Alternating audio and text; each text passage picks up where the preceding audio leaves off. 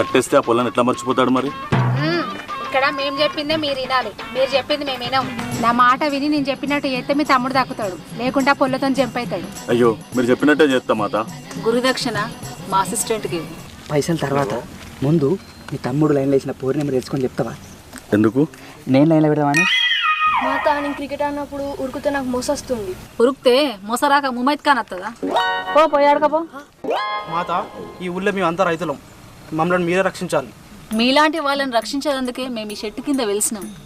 చెప్పుండ్రి రాయన మీ బాధలేందో. మాత మేమందరం కలిసి పొత్తుల 4 ఎకరాలు ఉన్నాం. ఆ భూమిలో ఏ పంట వేసినా పండుతలేదు. ఏం చేయాలి మాత? మాత మా కట్టలు మోపుకైనా బరువైనాయి. ఎన్ని దేవుళ్ళకు కోళ్ళు మేకలు కోసినా మా పంటలు చక్కగా వండుతలేవు.